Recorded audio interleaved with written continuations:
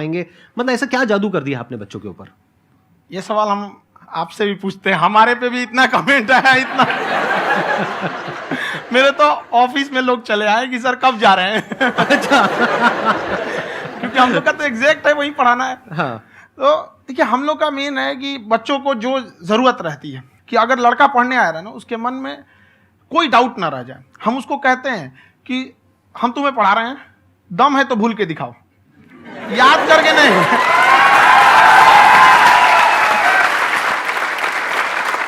Plus आप जिस price point पे पढ़ा रहे हैं, आई थिंक वो सबसे कम है, वो बहुत ही कम है। सर ये जो फीस का कल्चर है, ये हमारा इंडियन कल्चर नहीं है। हमारा इंडियन कल्चर गुरु दक्षिणा है, उस हिसाब से वो सही है। ऑक्सीजन जैसे जिंदगी के लिए जरूरी है, वैसे एजुकेशन जरूरी है। कोई ये नहीं कह सकता है कि पैसे की वजह से वो खान सर के यहाँ से लौट गया। क्या बात है।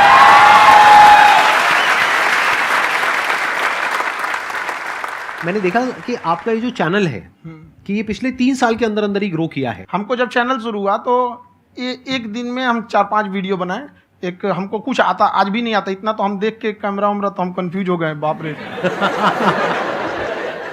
तो हम एक ही दिन में वीडियो शूट किया, पढ़ाने वाला टॉपिक था हमको। उसके बाद कभी वीडियो ही नहीं, 6-7 वीडियो एक ही बार शूट कर लिए। और एक जो थे जिनका कैमरा वगैरह था, मेरे पास कैमरे भी नहीं थे उस टाइम, और कैमरा 35,000 का था, तो 6 महीना इसी में लग गया, जो 35,000 इसी में फंस जाएगा। तो उनके कैमरे से शूट किए, उन्होंने कोई चार्ज लिया, उसके बाद हम छोड़ ही दिए। लॉकडाउन लगा, तब हम कहें आप कैसे पढ़ाएंगे, वो तो 1 दिन 2 दिन करते करते अचानक लंबा हो गया। तब हमको याद आया कि ओहो मेरा एक चैनल भी है वहाँ पे। तो उस समय उस पर लगभग 30,000 सब्सक्राइबर हो चुके थे। तो जैसे लॉकडाउन लगा तो उस पर पढ़ाना चालू किया, और पता नहीं क्या लोगों को पढ़ाई में इतना इंटरेस्ट आ गया कि आपका स्टाइल ऐसा है थोड़ा सा, आप आई थिंक पढ़ाई के साथ साथ में जो बीच बीच में आप थोड़ा बहुत छोड़ते रहते हैं ना, मतलब जो एंटरटेनमेंट चलता रहता है। ये बात हम देखिए, जब हम गुलाम थे ना, तो अंग्रेजों ने एक चाल चला था कि भारत को हम फिजिकली गुलाम रखेंगे 100-200 साल, मेंटली 1000 साल कर देंगे। उन्होंने पढ़ाई का मॉडल चेंज कर दिया। उन्होंने ऐसा डिजाइन किया कि ये टीचर की रिस्पॉन्सिबिलिटी है, वो पढ़ा के चला जाए। टीचर की रिस्पॉन्सिबिलिटी यहाँ खत्म नहीं हो जाती है। पढ़ाना तो कोई भी पढ़ा सकता है, टीचर की इससे बड़ी रिस्पॉन्सिबिलिटी होती है उसे समझाना। वो समझा कि नहीं समझा। अगर लड़का आपके समझाने के बाद डाउट रह गया तो ये आपकी गलती है। लड़का हमसे पूछता है सर इतनी भीड़ है आपके पास, तो कहते सर डाउट कैसे पूछेंगे? हम कह रहे यार तुम्हारा डाउट बचेगा तब ना पूछेगा तुम डाउट यहाँ पे।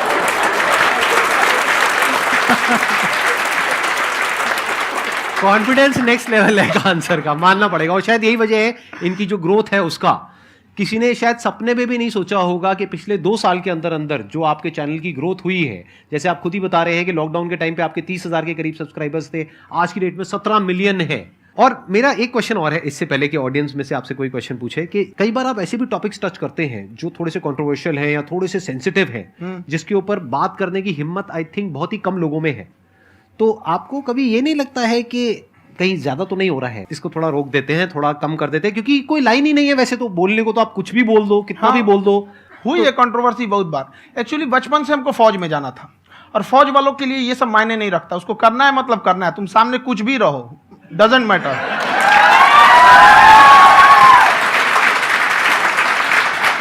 और मैंने YouTube पे देखा कुछ वीडियोस में कि आपका जो इंस्टीट्यूट है वहां पर आज से कुछ साल पहले कुछ बम गिरे थे। हाँ, कुछ गिरे थे, कुछ तो बहुत सॉलिड जगह गिरा था, फटा नहीं वो। मतलब आपके आसपास? हाँ, बम को भी पता है कि टीचर की इज्जत किया जाता है। क्या बात है, क्या बात है।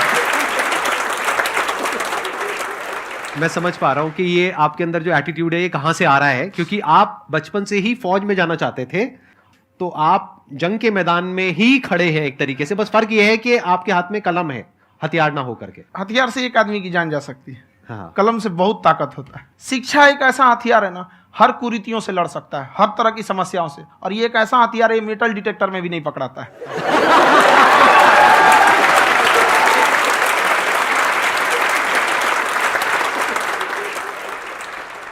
मेरा क्वेश्चन ये है कि अभी प्राइवेट ऑर्गेनाइजेशंस में पीटने का, पनिशमेंट का ये सिस्टम जो है खत्म हो गया है। हम आपके वीडियो में देखे हैं सर कि आप एक बड़ा सा रोल रखे रहते हैं, पुलिस वाला लाठी है वो, पुलिस वाला लाठी है, और स्टेज पे बुला के बच्चों को उसी से धुनाई शुरू कर देते हैं मस्त एकदम से, है ना।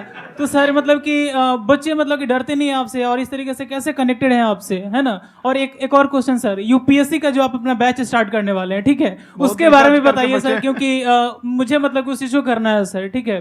और संदीप सर को देख लिए, मेरा तो वैसे ही हो जाना है।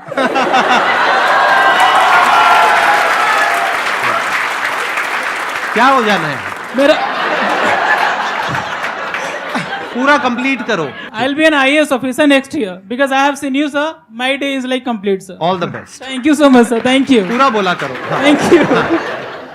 देखिए, लड़कों को जहां तक पीटने की बात है, जब पढ़ाने की बात आएगी तो उसको हम पूरे बेहतरीन ढंग से पढ़ाएंगे, लेकिन जब सजा देने की बात आएगी ना तो वो भी बेहतरीन ढंग से होगा। ऐसा थोड़ी होगा कि बस एक ही चीज बेहतरीन ढंग से होगा।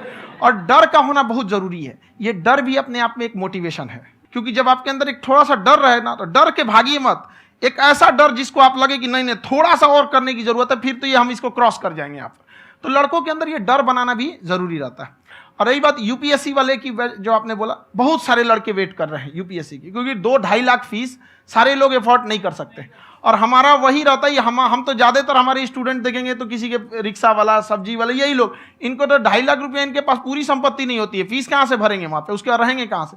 तो ऑल ओवर इंडिया से, कश्मीर से कन्याकुमारी तक, गरीब से गरीब भी लड़का उसको पढ़ सकता है। यही कुछ 1000 रुपये मंथली, 12-14 हजार साल का पड़ेगा, खत्म हो जाएगा इतना में।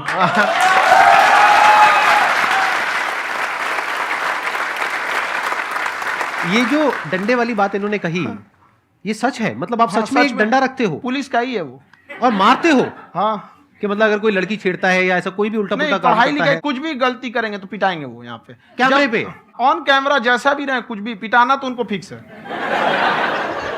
एक तो कोई मतलब विधायक जी थे, उनके लड़का को पीट दिए, तो चला है दल बल लेके अपना वहां पे। उसने घर पे नहीं बताया था कि सर ने पीटा है, बस बोल दिया कोचिंग में पीटा है। बाद में पता चला हम पीटे हैं, तो उसके पिताजी मेरे सामने और पीटे।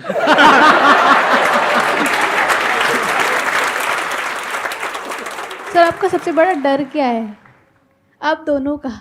फौजी को डरे नहीं लगता है, बाकी अफसर से पूछिए। आज के सेशन से पहले कोई डर नहीं था, लेकिन अब मुझे इनकी डंडे वाली कहानियां सुन करके डर लग रहा है कि कहीं मैंने गलती से कुछ बोल दिया और इन्होंने कहीं पीछे कुछ रखा हुआ है और यही आ करके अगर इन्होंने मेरी पिटाई कर दी तो बहुत बुरा हो जाएगा। तो इसलिए हमको थोड़ा डर लग रहा है।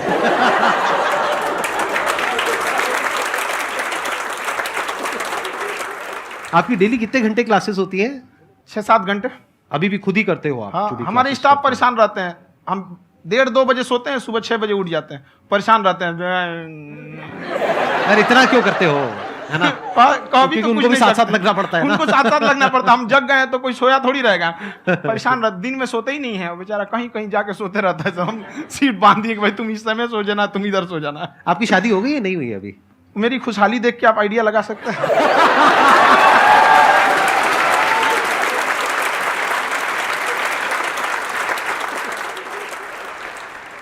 First of all I would like to say sir thank you so much to you and to your team कि आपने मुझे यहाँ आने का मौका दिया। एंड सर अब तक मैंने आपको सिर्फ फ़ोन या लैपटॉप में ही देखा है दोनों को, आज फर्स्ट टाइम लाइव देख रही हूँ तो बहुत अच्छा लग रहा है। तो मेरा क्वेश्चन ये है सर आपसे, जब हम लाइफ में कोई डिसीज़न लेते हैं कि हमें ये पर्टिकुलर चीज़ करनी है, और क्योंकि हम डिसीज़न लेते हैं तो हमारी आदत है कि पहले हम 4 लोगों से पूछते हैं कि तू बता तेरी क्या राय है, तू बता तेरी क्या राय है। तो उनमें से अगर कोई हमें कह देता है कि ये बेकार डिसीज़न है मत कर, तो हमारा माइंड कहीं ना कहीं डाइवर्ट होने लगता है और उसकी वजह से हम अपना डिसीज़न चेंज कर देते हैं। तो मेरा क्वेश्चन ये है कि कैसे हम अपने डिसीज़न पे स्टिक रहे, कैसे हम जो दूसरे के ओपिनियन है उनको अफेक्ट ना होने दें अपने ऊपर। दूसरे से सलाह लेने से पहले एक बार खुद उस पर रिसर्च कर लेना चाहिए, ताकि आप सामने वाला क्या सलाह दे रहा है आपको समझ में आना चाहिए। यहाँ पर ऐसा नहीं है कि कई बार ऐसे होते हैं कि दूसरे वाले को एक्सपीरियंस होता है, तो अगर आपको पहले से आइडिया है, उसके बारे में आप बेहतरीन ढंग से रिसर्च किए हैं कि क्या इसमें प्लस पॉइंट है, क्या निगेटिव है, उसके बाद आप किसी से सलाह लेने जाइए। ये नहीं कि मन में आया सीधा बता, गड़बड़ा जाएगा। तो वहाँ पे पहले आपको R&D करना पड़ता है, समझ में आया कि नहीं। और जिंदगी हो या गाड़ी, जीतेगा वही जो टाइम पे गियर चेंज कर रहा है। तो डिसीजन चेंज करना बहुत ज़्यादा गलत नहीं है। इन्होंने बहुत अच्छी बात कही है और मैं इसी बात में थोड़ा सा और ऐड ऑन करूंगा कि ये जो आपने कहा ना कि अपने डिसीजन पे स्टिक कैसे रहें, ये कोई अच्छी क्वालिटी नहीं है, क्योंकि टाइम टू टाइम आपको अपने डिसीजंस को चेंज करना होता है। जैसे आपने 4 लोगों से डिस्कस किया, कोई इंसान कुछ पॉजिटिव बोल रहा है, कोई नेगेटिव बोल रहा है, उससे फर्क नहीं पड़ना चाहिए। डिपेंड ये करता है कि वो जो बोल रहा है उसका बेसिस क्या है।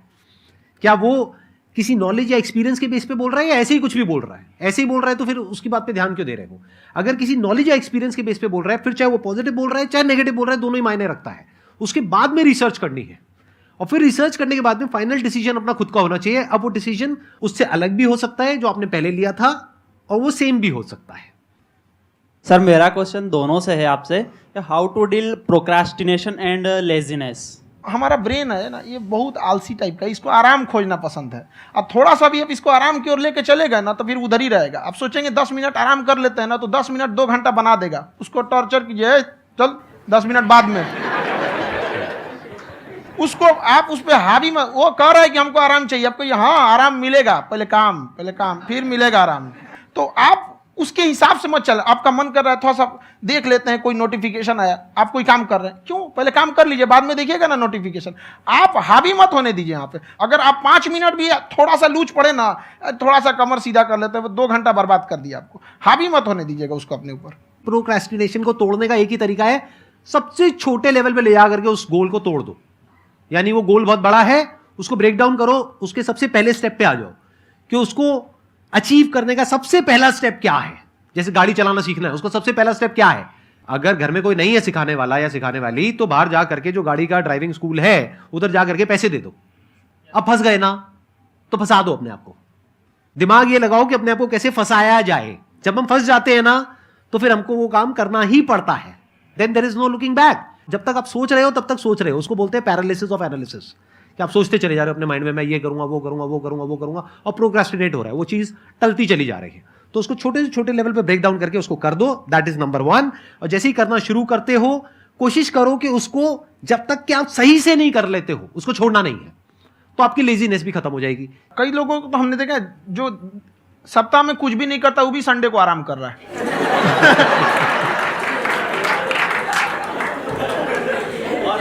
वैसे कहा भी जाता है कि अगर कोई काम आपको करवाना है ना, तो ऐसे किसी इंसान को दो जो बिजी है। हाँ। ऐसे आदमी को मत दो जो खाली है। ये परफेक्ट एग्जाम। किसी को भी आप देखिएगा जिसको आप कहते हैं कि मतलब थोड़ा ठीक ठाक आप समझते हैं कि नहीं ये बहुत आगे निकल, वो एक काम को खत्म करने के बाद कभी आराम नहीं करेगा। एक काम खत्म हुआ, उसको लगेगा हाँ एक खत्म हो गया, अब दूसरा करना चाहिए। और वही जिसको देखिएगा एक खत्म हो गया और आराम करना चाहिए, कभी नहीं, लाइफ में आखिरी सांस तक। सर यहाँ पे सब हिंदी में पूछते हैं, इंग्लिश में पूछते हैं, मैं भोजपुरी में पूछूं? जौन भाषा ठीक लगे तोने में पूछ दो। हाँ सर।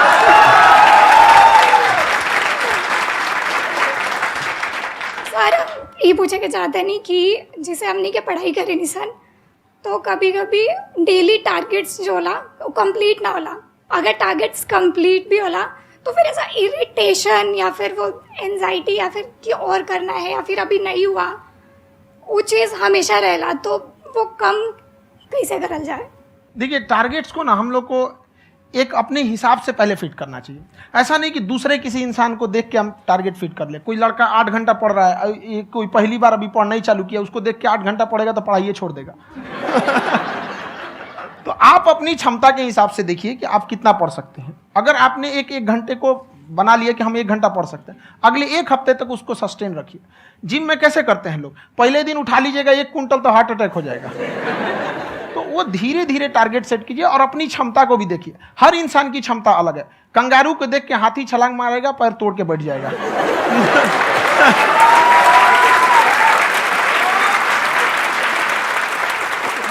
अब संदीप सर का मोटिवेशन देख के इसका मतलब क्या कि ट्रेन के आगे खड़ा हो जाएंगे, ढकेल देंगे तुमको। हालांकि ऐसा कर देते हैं, लेकिन ऐसा करिएगा लोग नहीं, क्षमता पता होना चाहिए। आपके अंदर एंजाइटी हो रही है कि मैंने कर तो लिया है। आप ये नहीं कह रहे कि मैंने कुछ भी नहीं किया है फिर मेरे को एंजाइटी हो रही है। आप ये कह रहे हो मैंने काफी कुछ कर लिया है फिर भी एंजाइटी हो रही है कि कहीं कुछ छूट तो नहीं गया है। तो बेसिकली आपको ये देखना है कि अगर आपके अंदर ये एंजाइटी हो रही है, that means you are a very good student.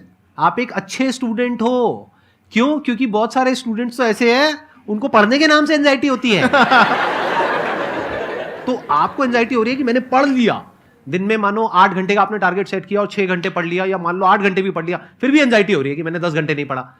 तो ये तो अच्छी क्वालिटी है ना, ये तो एक ब्रिलियंट स्टूडेंट की क्वालिटी है, क्योंकि एंजाइटी उसी को होती है जो केयर करता है। जिसको परवाह है उसी की तो एंजाइटी होती है। जैसे माँ को अपने बच्चे की, जैसे एक माँ को अपने बच्चे के, जैसे एक माँ को अपने बच्चे को लेकर के एंजाइटी होती है। हंस लो मजाक उड़ा लो मेरा। कोई बात नहीं, एडिट कर देंगे इसको हम। हाँ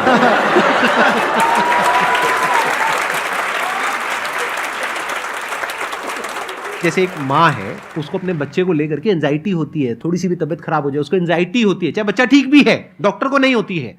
क्यों? क्योंकि माँ को उस बच्चे से प्यार है। तो दैट मीन्स कि आप अपनी पढ़ाई को लेकर के सीरियस हो, इस वजह से आपके अंदर एंजाइटी हो रही है, विच इज नॉर्मल। जहां पर प्यार मोहब्बत होती है वहां पर थोड़ी बहुत एंजाइटी तो होती ही है ना। समझ रहे हो ना मैं क्या कहना चाह रहा हूं? आप लोग समझ रहे हो ना मैं कहां जा रहा हूं? जब वो किसी और से बात करती है तो एंजाइटी होती है ना।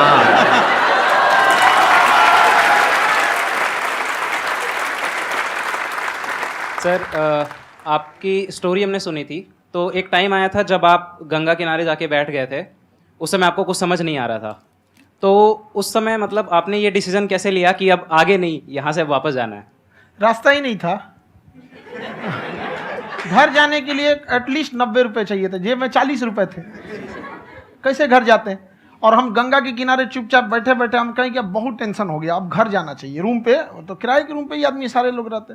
गए वहाँ पे तो रूम लॉक हो गया था। तुम खटखटाए तो ऊपर से गुस्सा से बोले जो ऑनर थे, क्या टाइम हो गया है? तुम कहे 9-10 बज रहा होगा। घड़ी देखिए तो 2 बज रहा था रात का, 2-2:30 बज गया था वहाँ। टेंशन में आप तो होता है, कई बार ऐसा समय आएगा कि लगेगा जैसे अब कुछ नहीं हो सकता है। तो इससे घबराना नहीं है। कभी कभी गुच्छे की आखिरी चाबी भी ताला खोल देती है। जो बातें आपने बताई कि घर में प्रॉब्लम्स ये तो बहुत लोगों ने फेस करी वहां पर। आप अकेले नहीं है, बहुत लोगों ने ये प्रॉब्लम्स फेस करी, बहुत तरह की प्रॉब्लम्स देखी, बहुत तरह की स्ट्रगल्स देखी, लेकिन वो सब इतने कामयाब नहीं हो पाए जितने कि आप हुए।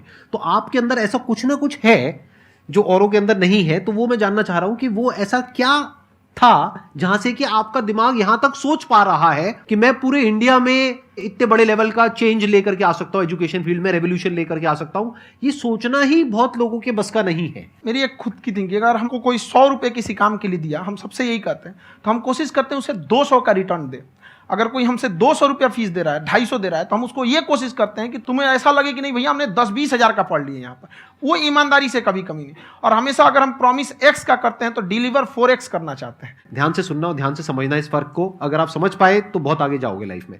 एक वो होते हैं जो ये सोचते हैं कि हमें सब कुछ मिल जाए, हमें कुछ भी करना ना पड़े। दूसरी कैटेगरी होती है लोगों की जिनको जितना मिलता है उसमें भी चोरी चकारी करते हैं या कोशिश करते हैं कि उससे कम दे सामने वाले को जितना कि हमें मिल रहा है। तीसरी कैटेगरी होती है लोगों की, जो इनके जैसे लोग होते हैं।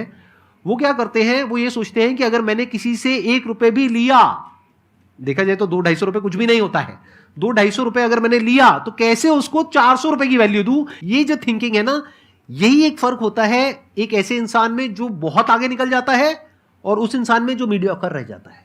आप अपने आप को अपने आप के ऊपर समय दीजिए, उसको डेवलप कीजिए। जब आप अपने आप के ऊपर खर्च करते हैं तो आने वाले समय में लोग गूगल पे आपको सर्च करते हैं। क्या बात है सर, ये आपने अभी बनाया है या ये कोई पुराना आपका वो है? बनते रहता है इसे, फ्लो में बन जाता है। आपके अंदर ना सर एक कवि छुपा हुआ है कहीं ना कहीं जो बाहर आना चाहता है। कभी ना कभी आपने सोचा होगा कुछ? कभी कभी देखिए एक चीज है,